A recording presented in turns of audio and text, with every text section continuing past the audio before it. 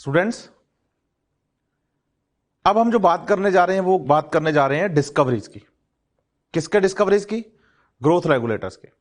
अब तक हमने पढ़ा कि प्लांट ग्रोथ और प्लांट डेवलपमेंट के लिए 5 हार्मोन, 5 प्लांट ग्रोथ रेगुलेटर्स हमने पढ़ने, जिनमें ऑक्सिन, जिबरेलिन, साइटोकाइनिन, इथाइलिन और एब्सिसिक एसिड की हमने बात करनी है। इन पांचों के बारे में, जिनमें हमने कुछ प्रमोटर बताए, कुछ इनहिबिटर्स बताए। अब इनके डिस्कवरी की बात करते हैं। आज जो हमारा टॉपिक है वो टॉपिक है the discovery of the plant growth regulators.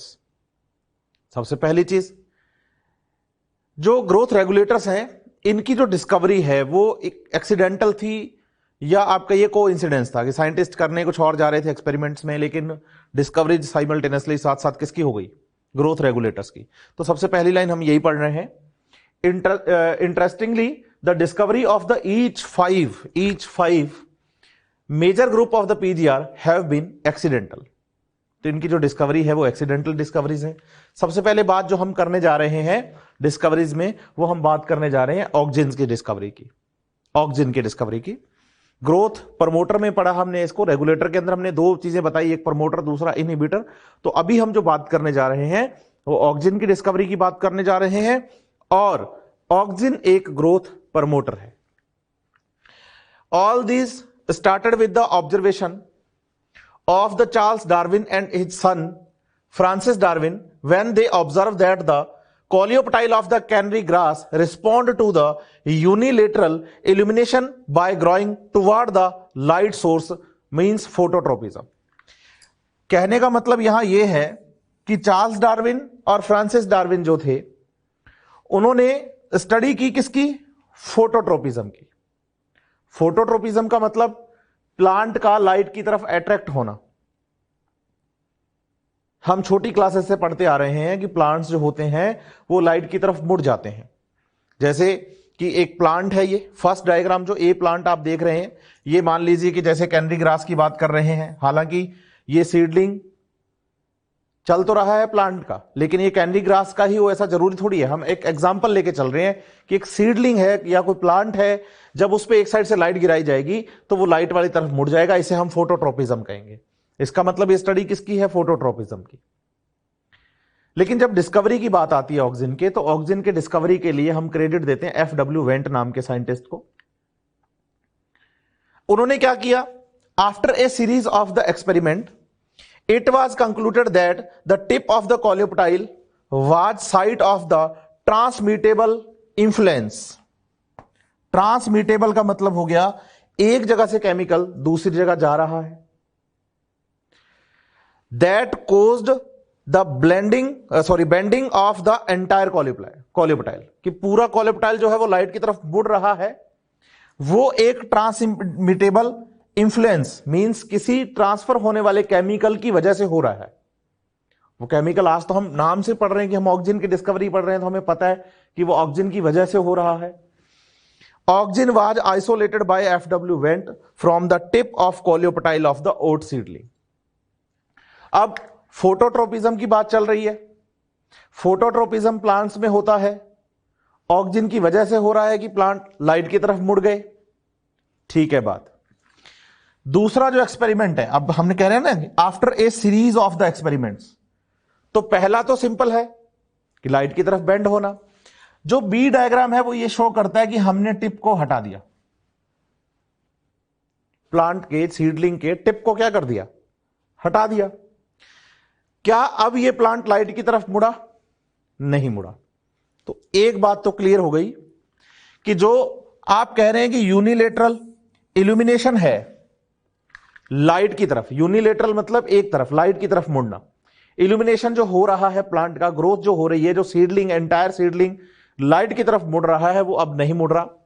इसका मतलब यह हुआ कि जो ट्रांसमिटेबल इंफ्लुएंस हम केमिकल का बता रहे हैं इस सीडलिंग में, इस प्लांट में, वो टिप में है। तो प्लांट का टिप रिस्पॉन्सिबल है फोटोट्रोपिज्म के लिए।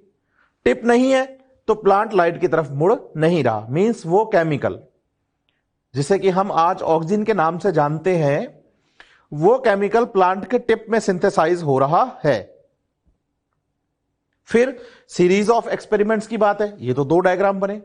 पहले में हमने नॉर्मल रखा, सीडलिंग लाइट की तरफ मुड़ गया, दूसरे में हमने टिप को हटा दिया तो प्लांट लाइट की तरफ नहीं मुड़ा। इसका मतलब ऑक्सिजन टिप में बनता है। फिर सी और डी डायग्राम की बात करते हैं। आप सी डायग्राम देखेंगे तो उन्होंने क्या किया कि टिप पर एक कैप लगाई, ये कैप है, लेकिन ध्यान दीजिए सीडलिंग के टिप पर जो कैप लगाई गई है वो ट्रांसपेरेंट नहीं है। इसका मतलब जो लाइट है वो टिप तक नहीं पहुंच पा रही, क्योंकि जो टिप पर हमने कैप रखी वो ट्रांसपेरेंट नहीं है। तो क्या वो सीडलिंग लाइट की तरफ बेंड हुआ? नहीं हुआ, बेंडिंग नहीं हुई उसकी। इसका मतलब फोटोट्रोपिज्म का जो रिस्पॉन्स है या प्लांट जो रिस्पॉन्स दे रहा है लाइट को, वो अपने टिप की वजह से दे रहा है और टिप पर लाइट पड़नी चाहिए, तभी वो लाइट की तरफ मुड़ेगा। लेकिन जब हम उसको एक कैप से कवर कर देते हैं, लेकिन वो कैप कैसी है? ट्रांसपेरेंट नहीं है, तो वो टिप जो प्लांट है टिप की वजह से लाइट की तरफ बेंड नहीं हुआ।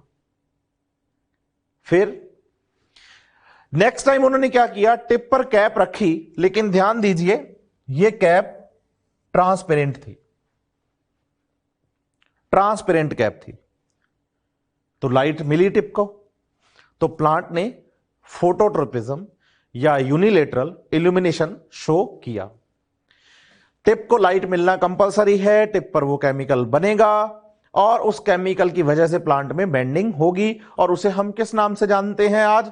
ऑक्सिन के नाम से। और प्लांट में ओट सीडलिंग से पहली बार FW वेंट नाम के साइंटिस्ट ने इनको अलग किया था।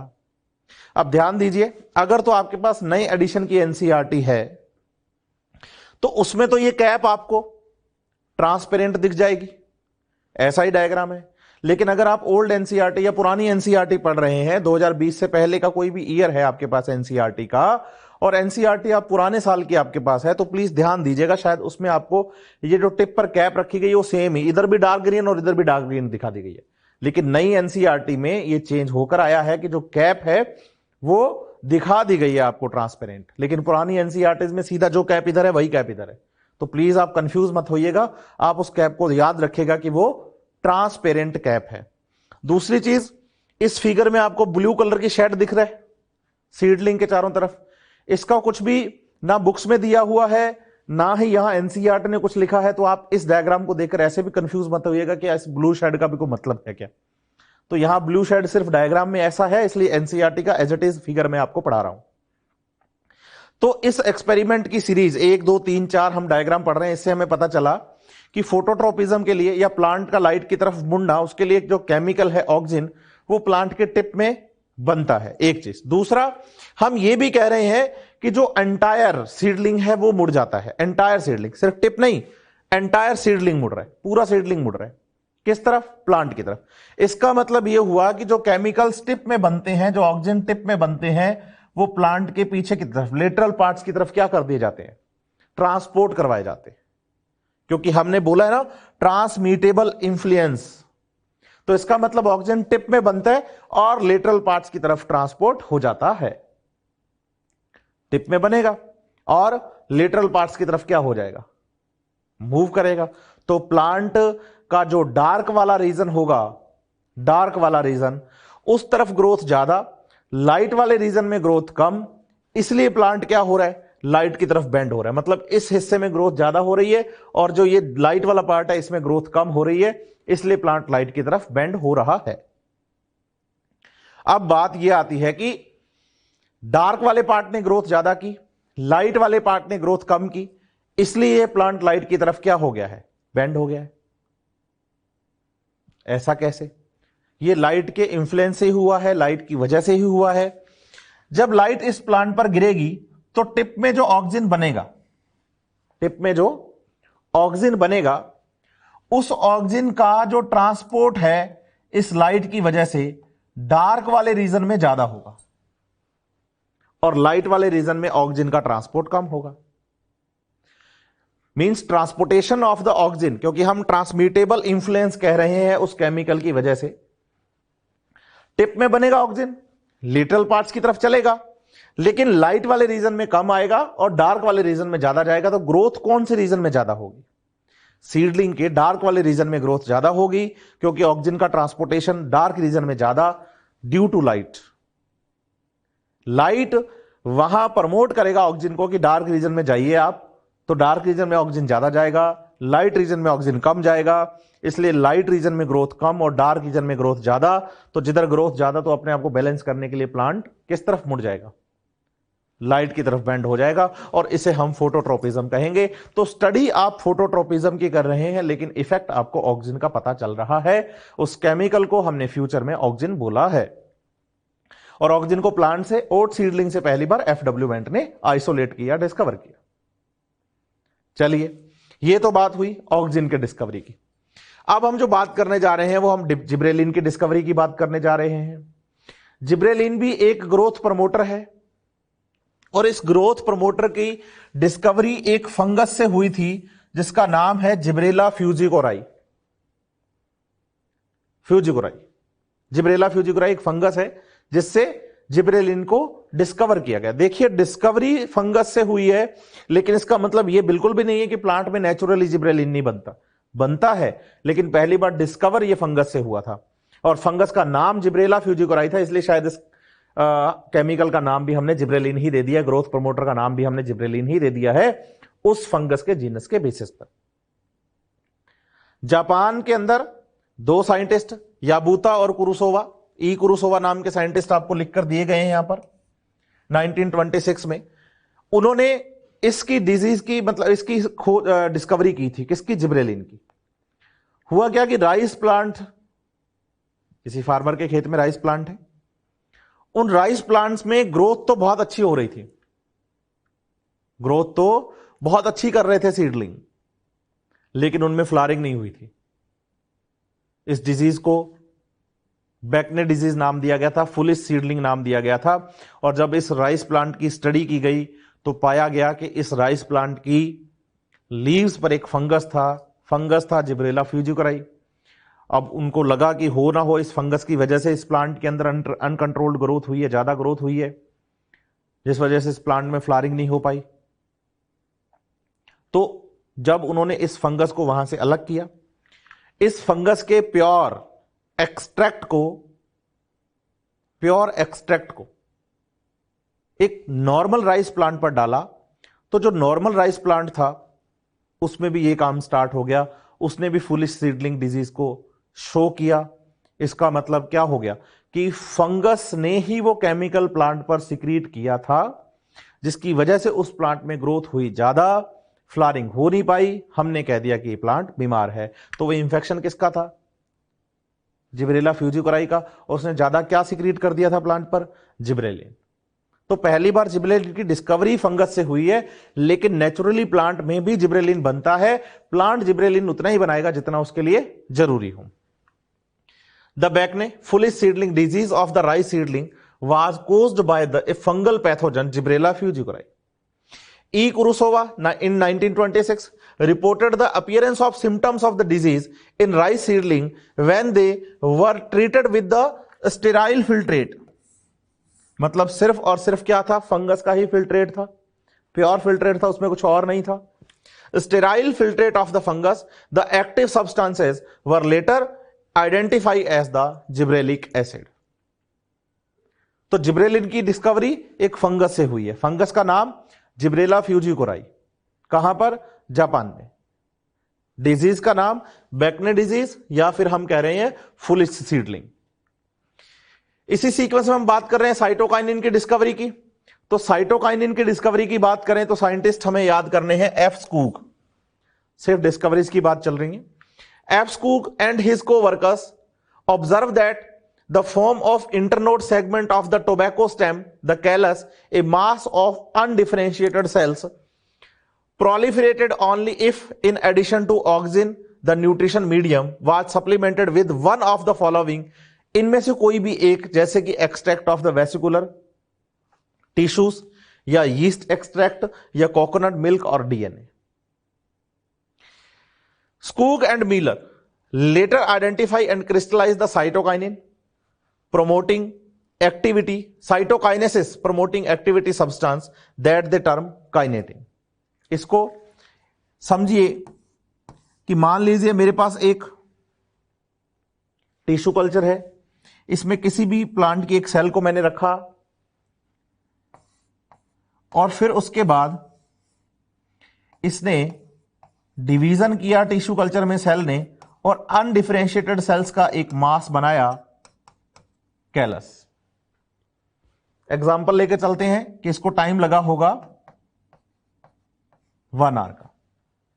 देखिए साइटोकाइनिन से पहले लोग ऑक्सिन के बारे में जानते ही थे, तो ऑक्सिन तो उन्होंने इस टिश्यू कल्चर में लिया ही, क्योंकि ऑक्सिन एक ग्रोथ प्रमोटर है, ग्रोथ को प्रमोट करता है, तो टिश्यू कल्चर में ऑक्सिन तो है ही। अब ऑक्सिन के साथ साथ इस टिश्यू कल्चर में उन्होंने कुछ और केमिकल्स भी डाले। साफ साफ लिखा in addition to the auxin. Auxin के साथ द न्यूट्रिएंट मीडियम मींस कि टिश्यू कल्चर का जो मीडियम है was supplemented with the one of the following. इनमें से कुछ भी डाला, या तो extract of the vascular tissue, या यीस्ट एक्सट्रैक्ट डाला, या कोकोनट मिल्क, या फिर डीएनए डाला। तो उन्होंने पाया कि जब इन केमिकल्स को इसमें मिलाया गया, टिश्यू कल्चर के मीडियम में, न्यूट्रिएंट मीडियम में मिलाया गया, तो जो कैलस हमें 1 घंटे में मिल रहा था शायद वो आधे घंटे में मिल गया। इसका मतलब यहां सेल डिवीजन क्या हो गया, फास्ट हो गया, कि जो सेल्स कैलस का फॉर्मेशन 1 घंटे में कर रही है वो आधे घंटे में कर रही है। फॉर एग्जांपल मैं आपको समझा रहा हूं, तो टाइम रिड्यूस हो गया, कैलस भी बन गया, जल्दी बन गया क्योंकि डिवीजन फास्ट हो गया। इसका मतलब इन्होंने कहा कि इन जाइलम के एक्सट्रैक्ट की बात कर लें, वेस्कुलर टिश्यू के एक्सट्रैक्ट की बात कर लें, या यीस्ट एक्सट्रैक्ट की बात कर लें, या हम फ्लोएम एक्सट्रैक्ट की बात करें, या फिर हम इसकी बात करें किसकी, डीएनए की। सही है। तो इन सब से कोई ऐसा केमिकल बन रहा है न्यूट्रिएंट मीडियम में जो सेल डिवीजन को क्या करता है, फास्ट। फिर बाद में स्कूग और मिलर ने तो ढूंढा कि ये केमिकल साइटोकाइनेसिस को क्या कर रहा है, प्रमोट कर रहा है, और फिर उसे समझाया बताया एज ए काइनेटिन। तो हमने जब साइटोकाइनिन पढ़े थे हमने कहा था केमिकली साइटोकाइनिन एडेनिन डेरिवेटिव हैं N6 फरफ्यूराइल अमाइनोप्यूरिन्स, या हमने काइनेटिन बोला था। तो स्कूग एंड मीलर ने आइडेंटिफाई क्रिस्टलाइज किया था किसे, काइनेटिन को। तो ये साइटोकाइनिन की डिस्कवरी के लिए हमें एफ स्कूग का नाम याद करना है। स्कूग और मीलर ने दोनों ने मिलकर इसको क्रिस्टलाइज किया था और नाम काइनेटिन दिया था। और ये साइटोकाइनेसिस को, सेल डिवीजन को प्रमोट करने वाला है। कौन, साइटोकाइनिन। फिर हम बात कर रहे हैं एब्सिसिक एसिड की। एनसीईआरटी में हमारे सिलेबस बुक में किसी भी साइंटिस्ट का नाम हमें गिवन नहीं है एब्सिसिक एसिड की डिस्कवरी के लिए, लेकिन एब्सिसिक एसिड हमने कहा है कि ग्रोथ इनहिबिटर है, ग्रोथ इनहिबिटर। एब्सिसिक एसिड के बारे में अलग अलग साइंटिस्ट ने अलग अलग टाइम पे अलग अलग केमिकल फॉर्म के अंदर इनको ढूंढा। जब उन्होंने ढूंढा during the mid of 1960s, किसी ने नाम दिया इनहिबिटर बी, किसी ने नाम दिया एब्सिशन सेकंड, किसी ने नाम दिया डॉर्मिन। जैसे मान लीजिए किसी केमिकल को किसी साइंटिस्ट ने ढूंढा और उन्होंने पाया कि ये सीड और बर्ड में डॉर्मेंसी करवाते हैं, तो नाम दे दिया डॉर्मिन। उन्होंने पाया कि लीफ और फ्लावर फ्रूट्स को गिराते हैं, फॉल करवाते हैं, फ्लावर्स का, लीव्स का, फ्रूट्स का गिरना एब्सिशन है, तो उन्होंने इसको नाम दे दिया एब्सिशन सेकंड। फर्स्ट वो जो प्लांट बनाता है, सेकंड वो जो हमने ढूंढा। याद करने के लिए जैसे समझा रहा हूं मैं आपको। और ऐसे इनहिबिटर, कोई किसी साइंटिस्ट ने केमिकल ढूंढा जो डॉर्मेंसी भी करवा रहा है, एब्सिशन भी करवा रहा है, मींस इनहिबिटिंग एक्टिविटीज करवा रहा है, तो उन्होंने नाम क्या दे दिया, इनहिबिटर सेकंड।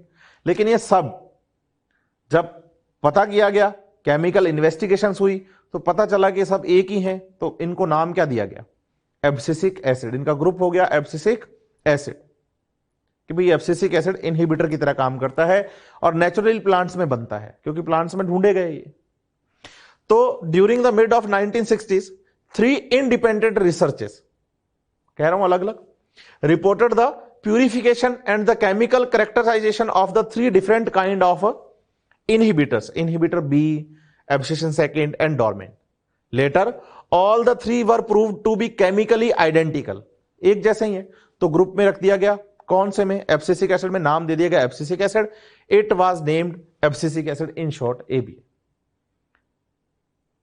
तो याद रखिए इनकी डिस्कवरीज के लिए एनसीईआरटी ने कोई भी नाम, जैसे ऑक्सिन के लिए तो हमने चार्ल्स डार्विन, उनके बेटे फ्रांसिस डार्विन की बात की है, एफडब्ल्यू डवेंट की बात की है, जिब्रेलिन के लिए ई कुरोसावा की बात की है, साइटोकाइनिन के लिए एफ स्कू और मीलर को पढ़ा है हमने।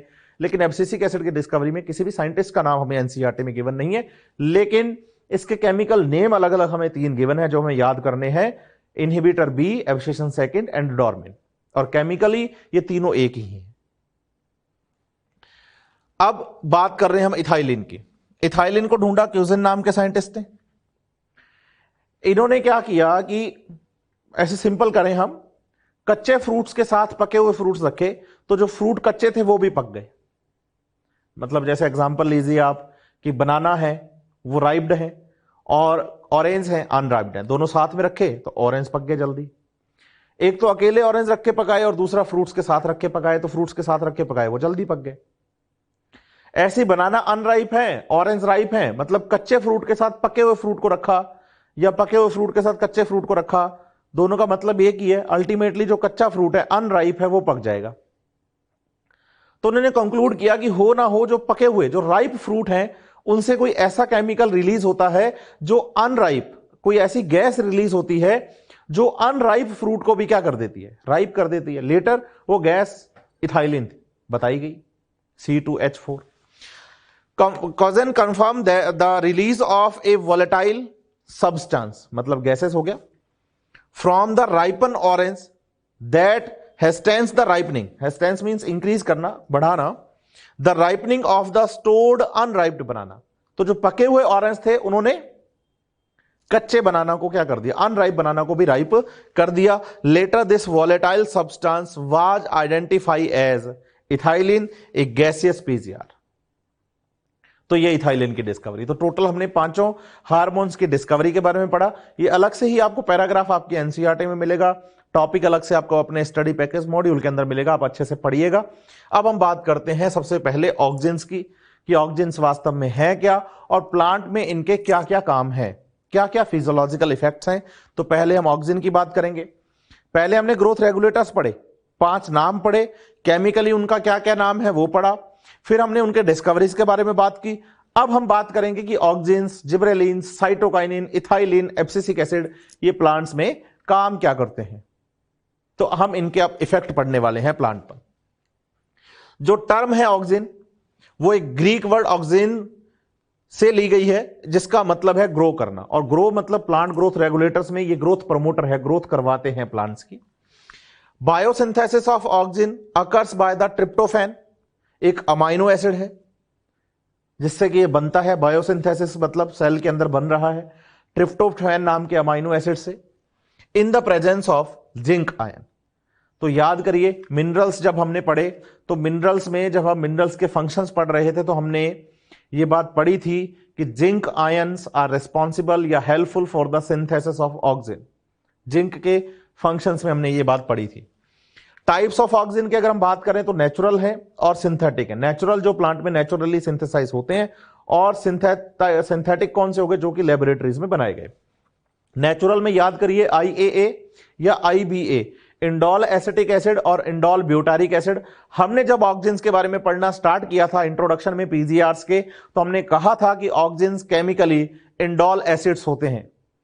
तो auxin, IAA indole acetic acid और इंडोल ब्यूटारिक एसिड ये तो नेचुरली प्लांट्स में सिंथेसाइज होते हैं, लेकिन जब हम सिंथेटिक ऑक्सिन्स की बात करते हैं जैसे NAA नेफ्थलीन एसिटिक एसिड या 2,4-D 2,4 डाइक्लोरोफिनॉक्सी एसिटिक एसिड या 2,4,5-T 2,4,5 ट्राइक्लोरोफिनॉक्सी एसिटिक एसिड, ये ऐसे केमिकल्स हैं जिन्हें की लेबोरेटरी में सिंथेसाइज करवाया गया है। साथ ही साथ आप ये भी याद रखेंगे कि जो ऑक्सिन्स का बायोसिंथेसिस है वो शूट एंड रूट एपेक्स पर होता है और वहां से इनका ट्रांसपोर्ट होता है लेटरल रीजन्स में। ये बात मैं आपको डिस्कवरी के टाइम पर भी समझा के आया हूं कि प्लांट्स में जो ऑक्सिन्स हैं वो प्लांट के टिप में बनते हैं और टिप से लेटरल पार्ट्स की तरफ आते हैं। तो टिप टू बेस आ रहे हैं कौन, ऑक्सिन्स। इसलिए इनके मूवमेंट को हमने बोला भी है कि पोलर मूवमेंट है, कि डिसाइडेड है कि भाई यहां बनते हैं और यहां से इधर आते हैं। तो याद रखिए बायोसिंथेसिस मींस नेचुरली जो सिंथेसिस हो रहा है ऑक्सीजन का, वो हो रहा है कहां, शूट और रूट एपेक्स में, और वहां से फिर ये लेटरल रीजन्स की तरफ ट्रांसपोर्ट करवाए जाते हैं। ट्रांसमिटेबल इन्फ्लुएंस हमने बोला था बच्चे ऑक्सीजन की डिस्कवरी के टाइम पे। अब हम बात करें इनके फिजियोलॉजिकल इफेक्ट्स ऑफ ऑक्सीजन की, कि ऑक्सीजन का प्लांट पर क्या इफेक्ट है। तो सबसे पहले जो हम बात करने जा रहे हैं, सबसे मोस्ट इंपॉर्टेंट फंक्शन की बात करने जा रहे हैं, वो है apical dominance. Apical dominance, apical means tip हो गया, और डोमिनेंस का मतलब डोमिनेंस ही आ गई। Characteristic function of the oxygen, ठीक है, इससे जाना जाता है ऑक्सीजन को। इसका मतलब यह नहीं कि सिर्फ ऑक्सीजन यही काम कर रहे हैं भी। अगर मुझे कहा जाए कि भाई आप, तो मुझे एक टीचर की फॉर्म में, फैकल्टी की फॉर्म में जाना जाता है ना, बायोलॉजी की, लेकिन क्या सिर्फ मेरा काम पढ़ाना ही है? मेरा मेन काम, जो कैरेक्टरिस्टिक जो मेरा है फीचर, वो ये है कि मैं टीचर हूं, मैं फैकल्टी हूं, लेकिन इसके अलावा भी मैं बहुत सारे काम करता हूं। वही वाली बात है, same to same. Oxygen plant में इसके अलावा भी बहुत सारे काम शो करता है, बहुत सारे इफेक्ट शो करता है, लेकिन जो मेन, अगर हमसे पूछ ले जाए एपिकल, जी भाई ऑक्सीजन को किससे जानते हो? एपिकल डोमिनेंस से जानते हैं हम तो apical dominance characteristic function of the oxygen. इसका मतलब है, एपिकल डोमिनेंस का मतलब है कि जब तक प्लांट में टिप प्रेजेंट है ना, तो टिप वाला रीजन जो है ना, वो डोमिनेंट रहेगा बाकी सभी लेटरल रीजन्स पर। इसका मतलब प्लांट लेंथ में ग्रोथ ज्यादा करेगा as compare to lateral region. इसलिए प्लांट में जो टिप प्रेजेंट है, उस टिप की वजह से प्लांट्स हमेशा लेंथ में ग्रोथ ज्यादा करते हैं और फैलते कम है, अगर टिप प्रेजेंट है तो। इसे एपिकल डोमिनेंस कहते हैं, क्योंकि टिप वाले रीजन में ऑक्सीजन बनता है और ऑक्सीजन डोमिनेंट रहता है। The phenomena in which apical bud dominates the growth of lateral buds, dominant कर रही है ना एपिकल बर्ड लेटरल बर्ड्स पर, is called as the apical dominance. Apical dominance. लेकिन अगर हम इसके शूट टिप को हटा दें, भी प्लांट का जो टिप है ना उसको रिमूव कर दें, तो टिप को रिमूव करना कहलाएगा डीकैपिटेशन। टिप को रिमूव करना कहलाएगा decapitation. Usually result in the growth of lateral buds. Simple सी बात है कि अगर मैंने टिप हटा दिया प्लांट का, तो एपिकल बर्ड तो गई, तो एपिकल बर्ड की अब डोमिनेंसी नहीं रही लेटरल बर्ड्स पे, तो अब ज्यादा काम कौन करेंगी? Lateral buds. सिंपल सी बात है। It is widely applied in the tea plantation and hedge making. इसे हम पढ़ते हैं, देखो डायग्राम से समझते हैं। ये डायग्राम आपके पास एनसीईआरटी का ही है। जो ए डायग्राम है वो ये शो कर रहा है कि भाई प्लांट है विद एपिकल बर्ड, कि इस पे एपिकल बर्ड है। ये एपिकल बर्ड का आपको लार्ज करके डायग्राम दिया गया है। और जो बी डायग्राम है उसमें डीकैपिटेशन करवा दिया गया है, मतलब टिप को हटा दिया गया है, तो A plant with apical bud removed, B. सही है। लेकिन अब देखिए, जब टिप प्रेजेंट है तो ये जो लेटरल बर्ड्स हैं इनकी ग्रोथ इतनी ज्यादा नहीं है। लेकिन बी डायग्राम में आप देखिए, जब टिप को यहां से रिमूव कर दिया गया है, डीकैपिटेशन करवा दिया गया है, तो जो लेटरल बर्ड्स है ना उनकी ग्रोथ अच्छी है। अब जब लेटरल बर्ड्स बनती है ना, तो प्लांट्स में नई नई ब्रांचेस का और नई नई लीव्स का फॉर्मेशन होता है।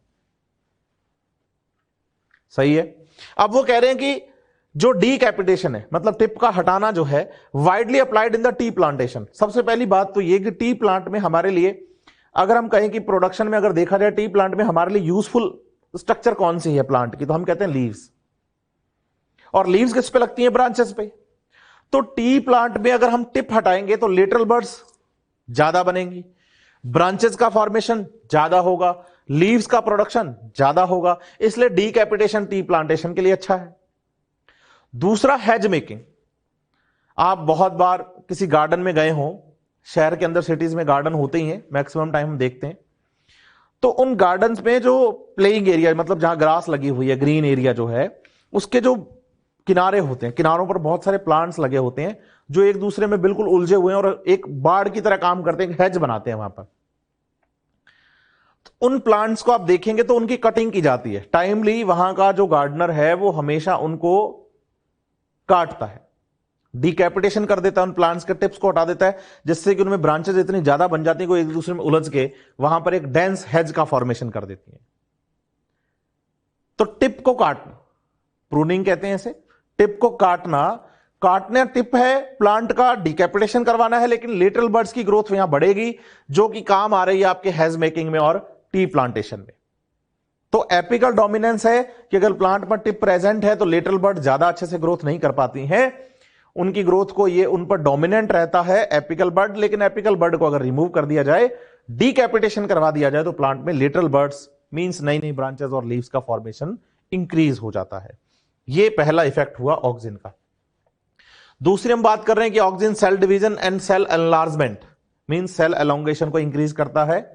सेल डिवीजन और सेल एलोंगेशन या एनलार्जमेंट में दोनों ही बातें आपको पढ़ा के आया हूं जब मैंने फेजेस ऑफ ग्रोथ पढ़ाई थी। देखिए ये बात याद रखिए, चाहे ऑक्सिन हो, जिब्रेलिन हो या साइटोकाइनिन हो, तीनों ही ग्रोथ प्रमोटर्स में इंक्लूड होते हैं। और सेल डिवीजन तो तीनों ही करवाएंगे, क्योंकि जो ग्रोथ करवाएगा तो वो सेल डिवीजन तो प्रमोट करेगा, सिंपल सी बात है। और इसके साथ साथ ऑक्सिन डिवीजन तो प्रमोट करता ही है, साथ में सेल एलोंगेशन भी करवा रहा है। सेल में वॉल्यूम जो सेल का है इंक्रीज करवा रहा है, जिससे कि सेल का साइज थोड़ा बढ़े, एनलार्ज हो सेल। और सेल का एनलार्जमेंट हम पढ़ के आए हैं सेल एलोंगेशन फेज के अंदर। Auxin also control the xylem differentiation. याद करिए जब मैं आपको फेजेस ऑफ ग्रोथ पढ़ा रहा था, तीसरी फेज मैंने मैच्योरेशन पढ़ाया था। मैच्योरेशन फेज में मैंने कहा था कि सेल्स जिस टिश्यू की हैं, जिस टिश्यू की सेल बन रही है, उसी टिश्यू के, उसी ऑर्गन के फंक्शंस के अकॉर्डिंग सेल अपने अंदर कैरेक्टर्स को एक्वायर करती है। जैसे मैंने एग्जांपल लिया था जाइलम वेसल का, और मैंने कहा था कि जाइलम वेसल की जो सेल वॉल है उसमें लिग्निन का डिपोजिशन होता है, और लिग्निन डिपोजिशन होने की वजह से सेल वॉल थिक हो जाती है और अंदर वाला जो प्रोटोप्लाज्म है रिड्यूस होकर खत्म हो जाता है और एक ल्यूमेन बन जाती है। तो एक पाइप की तरह काम करती है जाइलम वेसल। तो ये जाइलम में जो काम हो रहे हैं मैच्योरिटी पर या मैच्योरिटी पर जा रही है सेल, उसमें लिग्निन का डिपोजिशन हो रहा है, ये सब किसकी वजह से हुआ? ऑक्सिन की वजह से। तो ऑक्सिन जाइलम डिफरेंशिएशन भी करवाता है, रूट इनिशिएशन करवाता है स्टेम कटिंग्स में। Widely used in the propagation is promoted by IBA और एनएए। मतलब हम आईबीए पढ़ रहे हैं एक नेचुरल ऑक्सिन, और एनएए पढ़ रहे हैं हम सिंथेटिक ऑक्सिन। दोनों में से आप किसी को भी यूज करें। रोज प्लांट देखा हमने, रोज प्लांट में हम स्टेम कटिंग लगाते हैं कि जैसे मान लो मेरे पास एक प्लांट है रोज, है ना, और इसमें मेरे पास इस पे ब्रांचेस हैं। इसका मैंने एक स्टेम का टुकड़ा लिया छोटा सा, इस टुकड़े को मैंने सॉइल में लगाया। स्टेम की कटिंग है छोटी सी, इसे सॉइल में लगाया। थोड़े दिनों बाद मैंने देखा इसमें रूट्स आ गई, शूट बन गया और एक नया प्लांट बन गया। ये वेजिटेटिव प्रोपगेशन हो गया मेथड, क्योंकि वेजिटेटिव पार्ट से मैंने नया प्लांट बना लिया। लेकिन मैंने इसको किसी ऑक्सिजन वॉक्सिजन में कहीं भी इसका ऑक्सिजन का कोई इफेक्ट नहीं दिखाया, मैंने सीधा लगाया। तो मान लेता हूं मैं कि यहां नई रूट्स आने में 10 दिन लगे। लेकिन अगर मैं ऐसे ही किसी स्टेम कटिंग को फिर से सॉइल में लगाऊं, लेकिन इस पर मैं ध्यान रखूं कि इस पर मैं क्या डाल दूं, ऑक्सिजन, या स्टेम कटिंग को ऑक्सिजन में डिप करके लगाऊं, तो मैं देखूंगा कि जो रूट्स 10 दिन में बन रही थी वो 5 दिनों में बन गई। मींस रूट इनिशिएशन हो गया, जल्दी बन गई रूट्स। तो सिंपल सी बात है, रूट इनिशिएशन को प्रमोट करता है कौन? ऑक्सिन। इसका मतलब अगर आप स्टेम कटिंग लगाते हैं कहीं पर भी किसी प्लांट की, तो उसमें रूट फॉर्मेशन जल्दी करवाएगा ऑक्सिन। इसका यह फीचर इससे एग्रीकल्चर और हॉर्टिकल्चर दोनों के लिए यूजफुल बनाता है। हॉर्टिकल्चर जैसे बागवानी, बता ही रहा हूं, बगीचा बनाया मैंने, एक रोज प्लांट से 1000 बना लिए। एग्रीकल्चर, शुगर केन में भी स्टेम कटिंग लगाई जाती है। तो आप बता सकते हैं कि जो ऑक्सिन है वो रूट इनिशिएशन करवाता है, तो इसकी इंपॉर्टेंस है। इसके बाद हम करते हैं prevention of the abscission. Auxin plants में देखिए 2 तरह की लीव्स होती हैं, एक तो वो जो नई बनी है, दूसरी वो जो सिनेसेंट हो गई हैं। सिनेसेंट हो गई मींस मैच्योर हो गई हैं, अपने बुढ़ापे में आ गई हैं, ओल्ड हो गई हैं, उनको तो गिरना ही है। ऑक्सिन क्या करता है कि जो नई बनी हुई लीव्स हैं, मतलब जो ग्रोइंग लीव्स हैं, उनको तो नहीं गिरने देता, उनको नहीं गिरने देता। न्यूली फॉर्म लीव्स को तो ग्रो करवाने के लिए प्रमोट करता है कि आप तो ग्रोथ करिए। लेकिन अगर कोई ओल्ड लीफ कहे कि भाई मैं गिर रही हूं, तो उसको कहता है कि आप गिरिए, उसको ये गिरने से रोकता भी नहीं है। क्योंकि ऑक्सिन एक ग्रोथ प्रमोटर है। प्रमोटर ग्रोथ करवाएगा किसमें? ग्रोइंग रीजन्स में। तो ग्रोइंग रीजन्स वाली जो लीव्स हैं, जो ग्रोइंग लीव्स हैं, जो कि अभी मैच्योर नहीं हुई हैं, अपनी सिनेसेंट स्टेज में नहीं गई हैं, उनके गिरने को ये प्रिवेंट करता है। लेकिन ओल्ड लीफ अगर गिर रही है तो उसको गिरने से रोकता नहीं है। तो IAA या NAA prevent the pre mature abscission of the plant organ, promote the abscission of older mature leaves और द फ्रूट्स। अगर कोई पुरानी लीव्स गिर रही है तो उसके गिराने में तो ये हेल्प कर देता है। लेकिन ग्रोइंग रीजन्स को नहीं गिरने देता, ग्रोइंग रीजन्स के ऑर्गन्स को नहीं गिरने देता, लीव्स हो चाहे फ्रूट्स हो चाहे फ्लावर्स हो, कुछ भी हो, उनको नहीं गिरने देगा। फ्लावर इनिशिएशन, प्लांट्स में फ्लावर का इनिशिएशन भी करवाता है। फॉर एग्जांपल पाइनएप्पल और लीची प्लांट, इनमें फ्लावर इनिशिएशन को प्रमोट करेगा ऑक्सिन। और पार्थेनोकार्पी, पार्थेनोकार्पी है सीडलेस फ्रूट्स का फॉर्मेशन। देखिए जब हम प्लांट्स की बात करते हैं तो प्लांट्स में जब हम फ्लावर की बात करते हैं ना, तो फ्लावर में हम कहते हैं कि एक ओवरी है, ओवरी, और ओवरी में हम बताते हैं ओव्यूल।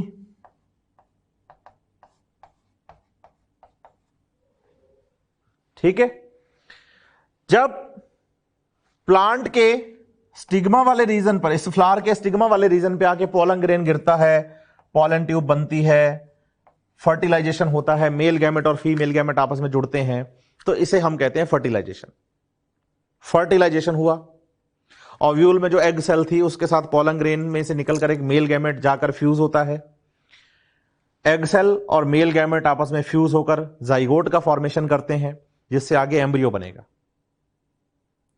यह प्रोसेस तो है फर्टिलाइजेशन।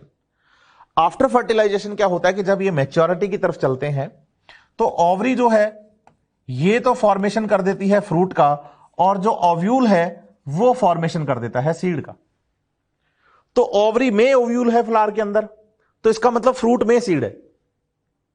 ये तो हुआ नेचुरल प्रोसेस कि फर्टिलाइजेशन हुआ, फर्टिलाइजेशन से सीड बने, और सीड के चारों तरफ जो ओवरी थी, मतलब ओव्यूल के चारों तरफ जो ओवरी थी उससे फ्रूट बना। तो ओव्यूल तो सीड में कन्वर्ट हो गया, ओवरी फ्रूट में कन्वर्ट हो गई। लेकिन ऐसा भी हो सकता है कि आप इस फ्लावर की ओवरी पर या फ्लावर पर ऑक्सिन स्प्रे करवाएं या ऑक्सिन का इफेक्ट शो करवाएं, तो जो ओवरी है वो फ्रूट में कन्वर्ट हो जाए, लेकिन फर्टिलाइजेशन के बिना ओव्यूल से सीड ना बने। तो क्या फ्रूट बने? बिल्कुल बने। सीड बने? नहीं बना। तो फ्रूट बन गया, सीड नहीं बना, तो सीडलेस फ्रूट का फॉर्मेशन हो गया। तो इस प्रोसेस को विदाउट फर्टिलाइजेशन फ्रूट फॉर्मेशन, क्योंकि अगर फर्टिलाइजेशन हो जाता तो जो ओवरी के अंदर ओव्यूल है वो ओव्यूल किसका फॉर्मेशन करता? सीड का। जो ओव्यूल है वो फॉर्मेशन किसका करता? वो फॉर्मेशन करता सर सीड का। अब हम कह रहे हैं कि फर्टिलाइजेशन तो हुआ ही नहीं, तो ओव्यूल से सीड तो बना ही नहीं, लेकिन ओवरी फ्रूट में कन्वर्ट हो गई। तो फ्रूट फॉर्मेशन विदाउट फर्टिलाइजेशन जब होता है तो सीडलेस फ्रूट बनते हैं। इस प्रोसेस को हम पार्थेनोकार्पी कहते हैं। Seedless fruit can be produced by the spray of IAA, for example tomato. Selective weed killer, देखिए ऑक्सिन जो है इसको हम वीडीसाइड की फॉर्म में भी यूज करते हैं। वीडीसाइड मतलब वीड प्लांट्स को मारना, और वीड प्लांट अनवांटेड प्लांट्स जो कि क्रॉप प्लांट्स के साथ उग जाते हैं। अब इसमें भी यह बात याद रखनी है कि ये वीड प्लांट को मारता है, तो वीड प्लांट हमने कहा ना सेलेक्टिव वीड किलर, तो पहले तो यह टर्म क्लियर करें कि सिलेक्टिव क्यों। तो बोलिए वीड प्लांट्स दो तरह के हैं, मोनोकोट और डाइकोट, लेकिन जो ऑक्सिन है वो सिर्फ डाइकोट वीड प्लांट्स को किल करता है, मोनोकोट्स को किल नहीं करता। इसका मतलब अगर एक मोनोकोट क्रॉप प्लांट की फसल है हमारे पास, क्रॉप है कौन से? मोनोकोट। जैसे मान लीजिए गेहूं, चावल, गन्ना, वीट, राइस, शुगर केन, मेज, ये मोनोकोट प्लांट्स हैं, इनकी खेती है, इनके क्रॉप प्लांट्स हैं। लेकिन साथ में इनके डाइकोट वीड प्लांट्स भी ग्रो कर गए हैं, तो आप ऑक्सिन स्प्रे करिए, वो सिर्फ डाइकोट वीड प्लांट्स को मारेगा, मोनोकोट्स को नहीं मारेगा। इसलिए सिलेक्ट करके मोनोकोट क्रॉप प्लांट्स के साथ साथ डाइकोट वीड प्लांट्स भी उग गए हैं, तो इसने सिर्फ डाइकोट वीड प्लांट्स को सिलेक्ट करके मारा। लेकिन इसका मतलब ये थोड़ी कि अगर डाइकोट क्रॉप प्लांट है, जैसे मस्टर्ड की फसल है, और साथ में हमने डाइकोट वीड प्लांट्स को मारना और हमने स्प्रे कर दिया ऑक्सिन को, जैसे कि हम यूज कर रहे हैं 2,4-D का, तो आप देखिए बच्चे कि वीड प्लांट तो मरेगा, हमारा क्रॉप प्लांट भी मर जाएगा, तो ये नुकसान है। इसलिए सेलेक्टिव वर्ड बोला गया, क्योंकि ये सिर्फ डाइकोट को मारते हैं। तो याद रखिए, selective weed killer means 2,4-D is widely used to kill the dicot weeds. Does not affect the monocot plants. Monocot plants को अफेक्ट नहीं करता, लेकिन मोनोकोट पे भी ये बात याद रखिए बच्चे कि मैच्योर मोनोकोट्स को ही अफेक्ट नहीं करता। अगर कोई इमेच्योर मोनोकोट है और आपने ऑक्सीजन 2,4-D स्प्रे कर दिया तो इमेच्योर मोनोकोट भी किल हो सकते हैं। इसलिए मैच्योर मोनोकोट्स को याद रखिए कि मैच्योर मोनोकोट्स पर ये इफेक्ट नहीं करते हैं। इसलिए सिलेक्टिव टर्म बोला गया क्योंकि मोनोकोट पर इफेक्ट नहीं है, डाइकोट पर इफेक्ट है। किसका? 2,4-D का, मींस ऑक्सीजन का, सेलेक्टिव वीड किलर, इसलिए हमने बोला। तो ये हुए हमारे पास ऑक्सीजन के इफेक्ट। ऑक्सीजन के पहला हमने पढ़ा एपिकल डोमिनेंस, साथ ही साथ हमने पढ़ा रूट इनिशिएशन करवाता है, फ्लावर इनिशिएशन करवा रहा था ये लीची में, पाइनएप्पल में, रूट इनिशिएशन भी करवा रहा है, जाइलम डिफरेंशिएशन करवाता है, cell division, cell elongation, cell enlargement करवाता है, हमने कहा प्रिवेंशन करवाता है एब्सेशन का यंग पार्ट्स में, पार्थेनोकार्पी करवाता है, सीडलेस फ्रूट्स का फॉर्मेशन, और हमने कहा कि सिलेक्टिव वीड कंट्रोल भी करता है, मींस सिलेक्टिव वीड किलर भी है। तो अब बच्चे जो हम नेक्स्ट हार्मोन की बात कर रहे हैं वो कौन है? जिब्रेलिन। जिब्रेलिन केमिकली टर्पीन्स है, जिब्रेलिक एसिड हमने पढ़े हैं, और हमने कहा है कि इसे एक फंगस जिब्रेला फ्यूजिकुराई से डिस्कवर किया गया था। आप बताइए, प्लांट्स में more than 100 type of gibberellins को डिस्कवर किया जा चुका है, जैसे GA1, GA2, GA3 के फॉर्म में GA100 तक हम लिखते हैं। यहां GA जिब्रेलिक एसिड के लिए है और 1, 2, 3 उनके टाइप्स के लिए। लेकिन साथ ही साथ याद रखिए कि GA3 जिसका केमिकल फॉर्मूला C19H26O6 है, is represented of the all gibberellins. हम ये मानते हैं कि GA3 जो है वो ऑलमोस्ट प्लांट्स में हमें दिख जाता है, और डिस्कवरीज में भी पहले इसी को देखा गया था, तो हम मान लेते हैं कि भाई रिप्रेजेंटेटिव हो गया ये सभी जिब्रेलिन्स का GA3, एक कॉमन जिब्रेलिन मान के चल रहे हैं। They are synthesized in the bud, shoot, root and germinating seeds. आप देखिए एक ग्रोथ प्रमोटर है, तो ग्रोथ वाले रीजन्स में हर मतलब बन रहा है। बर्ड्स ग्रोइंग रीजन है, शूट के ग्रोइंग रीजन्स में मिलेगा, रूट में मिलेगा ग्रोइंग रीजन्स में, और जर्मिनेटिंग सीड्स में मिल रहा है। कौन? जिब्रेलिन। ठीक है। जब आप इसके फिजियोलॉजिकल इफेक्ट्स की बात करते हैं तो आप याद रखिए, जैसे आपने ऑक्सीजन के लिए बोला था ना, कैरेक्टरिस्टिक फीचर हमने उसका बताया था कि भाई फंक्शन है एपिकल डोमिनेंस, वैसे ही जिब्रेलिन का जो कैरेक्टरिस्टिक फंक्शन है वो है स्टेम या इंटरनोड एलोंगेशन। मतलब ये प्लांट के मेन स्टेम की लेंथ इंक्रीज करवाते हैं। देखिए एक प्लांट है, मान लीजिए ये है ना, इस प्लांट का स्टेम है, इस प्लांट में ये नोड है। नोड वो रीजन है जहां से ब्रांचेस या लीव्स निकलती हैं, और दो नोड्स के बीच का ये जो पार्ट है ना, ये लेंथ जो है, इसे इंटरनोड कहते हैं। और जिब्रेलिन इसी इंटरनोड की लेंथ इंक्रीज करवाता है। इंटरनोड की लेंथ इंक्रीज होगी तो स्टेम की लेंथ इंक्रीज हो जाएगी। आप देखोगे अगर ये ऐसे हो जाए इंटरनोड्स, तो प्लांट की लेंथ क्या हो गई है? इंक्रीज। तो ये इंटरनोड इंक्रीज कर मतलब करवाता है, लेंथ इंक्रीज करवा देता है मेन स्टेम की। उसी के बेसिस पर gibberellins induce the internode elongation just prior to the flowering. देखिए ये बात तो हमें याद रखनी है कि अगर फ्लावरिंग हो गई ना तो प्लांट मैच्योर हो जाता है। इसलिए हम चाहते हैं कि फ्लावरिंग जो है वो नहीं हुई है, उससे पहले प्लांट क्या करेगा? Vegetative growth. तो वेजिटेटिव ग्रोथ करते हुए प्लांट पर ही हमें जिब्रेलिन का इफेक्ट शो करना है। इन रोजेट हैबिटेट प्लांट, जो रोजेट प्लांट होते हैं जैसे बीट और कैबेज की हम बात करें तो इनका स्टेम बहुत छोटा होता है, बहुत छोटा स्टेम है बीट और कैबेज का, जिनमें नोड्स और इंटरनोड्स क्लियरली विजिबल नहीं होती हैं। Nodes and internodes clearly visible नहीं होती हैं, उन्हें कहा जाता है रोजेट हैबिटेट प्लांट्स या रोजेट प्लांट्स, जैसे कि कैबेज और बीट की बात करें। लेकिन जब आप इन पर क्या कर देंगे? जिब्रेलिन को डाल देंगे तो इनकी इंटरनोड्स की लेंथ क्या हो जाएगी? इंक्रीज। तो इनका स्टेम क्या हो जाएगा? लंबा। तो रोजेट प्लांट्स के स्टेम की लेंथ का इंक्रीज होना बोल्टिंग इफेक्ट कहलाता है। Bolting effect. तो ये इंटरनोडल ग्रोथ करवाते हैं, इसलिए रोजेट प्लांट में ये बोल्टिंग इफेक्ट शो करते हैं। रोजेट प्लांट जैसे कि बीट और कैबेज, तो उनमें बोल्टिंग करवाते हैं। दूसरा, elongation of the genetically dwarf plant. अगर कोई प्लांट जेनेटिकली ड्वार्फ ही है, छोटा ही रह गया और हम चाहते हैं वो लंबा हो जाए, तो क्या करें? आप उन प्लांट्स पर जिब्रेलिन को स्प्रे करिए, उन प्लांट्स की लेंथ इंक्रीज हो जाएगी।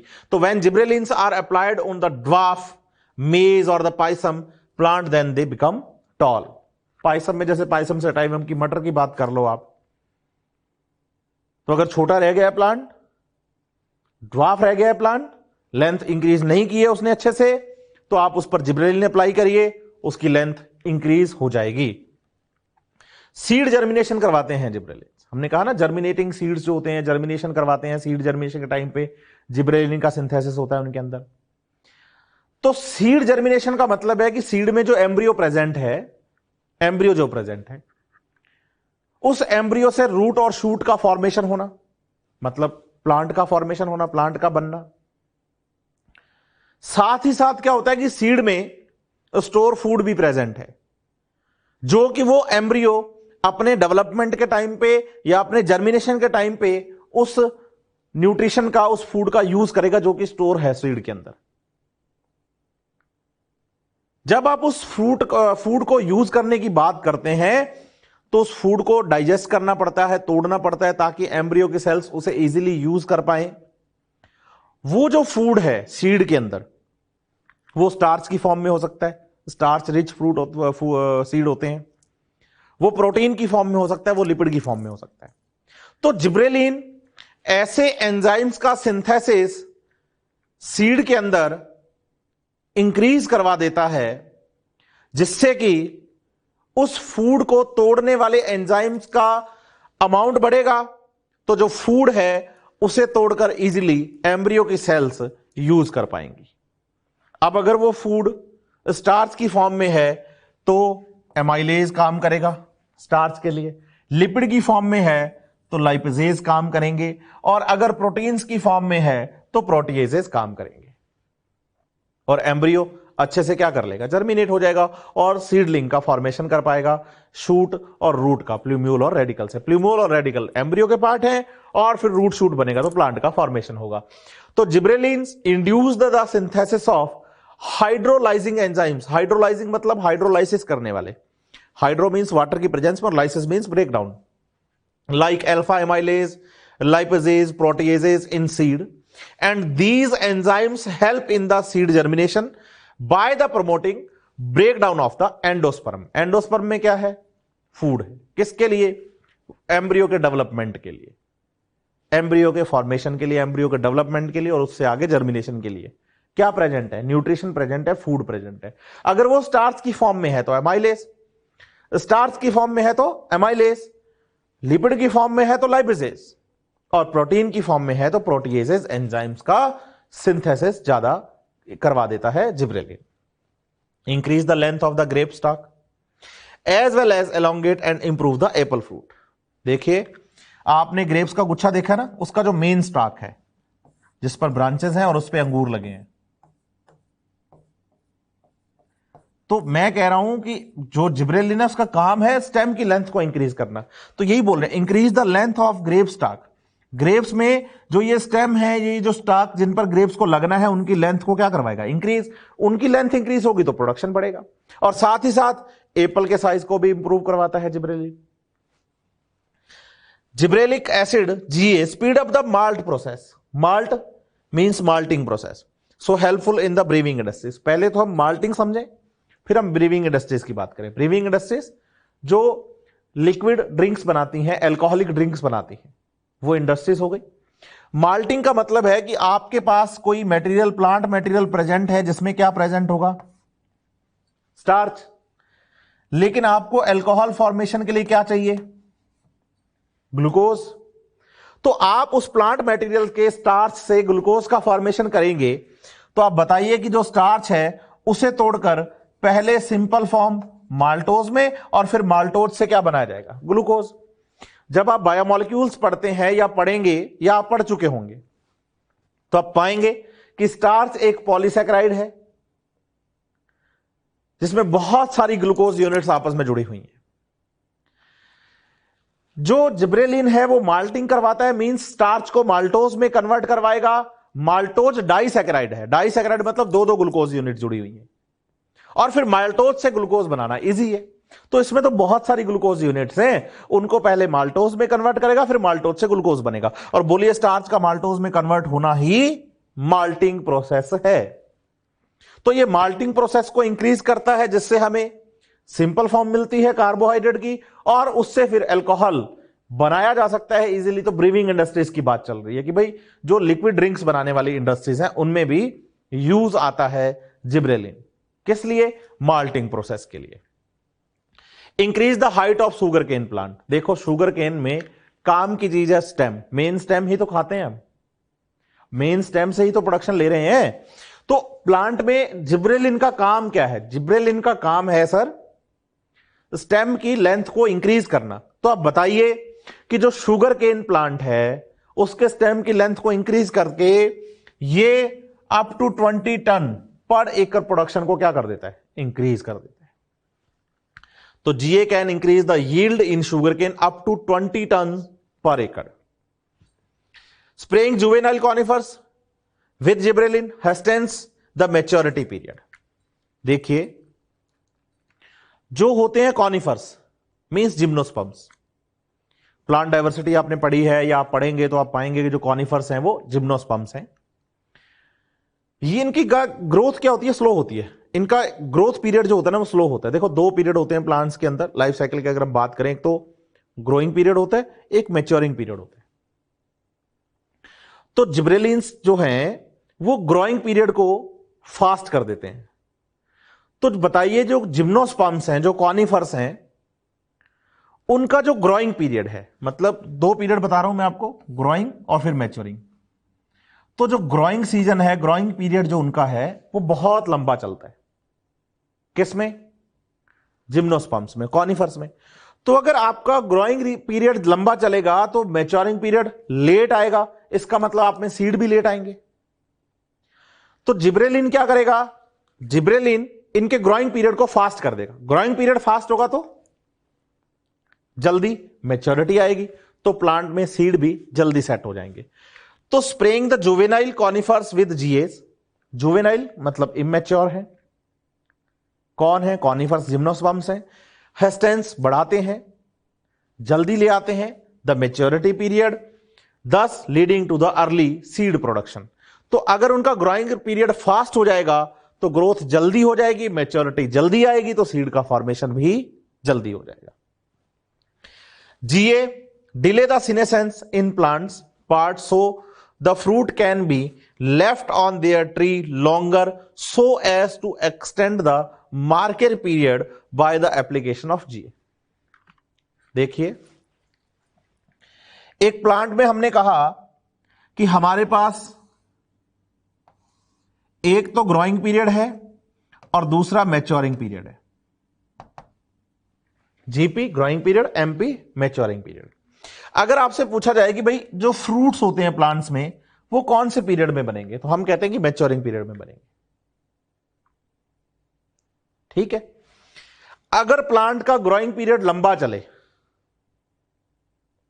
ग्रोइंग पीरियड लंबा चले तो मैच्योरिंग पीरियड शॉर्ट टाइम के लिए आएगा या कम टाइम के लिए आएगा, और जो फ्रूट्स मैच्योर होंगे वो हमें मिल जाएंगे। चलो जी काम हो गया, तो नेचुरल काम है। और फ्रूट्स हमें वही मिलेंगे जो मैच्योरिंग पीरियड में पके हैं, जो कच्चे रह गए उनका तो काम गया, क्योंकि उसके बाद तो फिर अगला सीजन आ जाएगा। अब इन प्लांट्स पर ग्रोइंग सीजन के अंदर आप जिब्रेलिन डालिए, जुवेनाइल प्लांट है उस पर आप जिब्रेलिन डालिए, तो प्लांट में ये ग्रोइंग पीरियड को छोटा कर देंगे। क्यों? क्योंकि जो ग्रोथ इतने टाइम में हो रही थी वो जिब्रेलिन की वजह से इतने टाइम में हो जाएगी, मतलब जल्दी हो गई ग्रोथ। और उसके बाद का पीरियड कौन सा पीरियड है?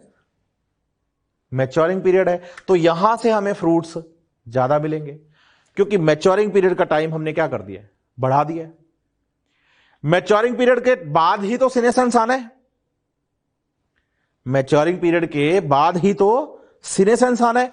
आपने ग्रोइंग पीरियड छोटा किया, मैच्योरिंग पीरियड बढ़ा दिया, तो आपको यहां से फ्रूट्स क्या मिलेंगे? ज्यादा।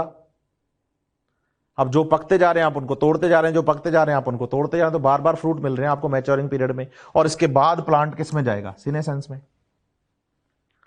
तो एक तो मैच्योरिंग पीरियड लंबा हो गया, दूसरा सीनेसेंस डिले हो गया। ये काम कौन करवा रहा है? जिब्रेलिन। तो जिब्रेलिन ग्रोथ प्रमोटिंग है, ग्रोथ को फास्ट करता है, तो ग्रोइंग पीरियड को छोटा कर देता है। तो जिब्रेलिन इंटरनोडल ग्रोथ करवाते हैं, प्लांट की लेंथ इंक्रीज करवाते हैं। रोजेट प्लांट में बोल्टिंग करवाएंगे, रोजेट प्लांट में बोल्टिंग करवाएंगे, शुगर केन की लेंथ बढ़ाएंगे। इसके साथ साथ ही जो ड्वार्फ प्लांट हैं नेचुरली उनको लंबा कर देते हैं। सीड जर्मिनेशन में हेल्प करते हैं कौन? जिब्रेलिन्स। और कॉनिफर्स में जल्दी सीड सेट करवा देते हैं, ग्रोइंग पीरियड को छोटा कर देते हैं, फास्ट कर देते हैं ग्रोथ को, तो अर्ली सीड सेट हो जाता है और फ्रूट्स की मार्केट वैल्यू को इंक्रीज करते हैं। और आप रिफ्रेश फ्रूट बार बार मार्केट में ला सकते हैं। क्यों? क्योंकि आपके पास जो मैच्योरिंग पीरियड है उसकी लेंथ इंक्रीज हो गई है, क्योंकि आपने ग्रोइंग पीरियड की लेंथ को छोटा कर दिया है जिब्रेलिन की वजह से। ये फिजियोलॉजिकल इफेक्ट्स हैं किसके? जिब्रेलिन्स के।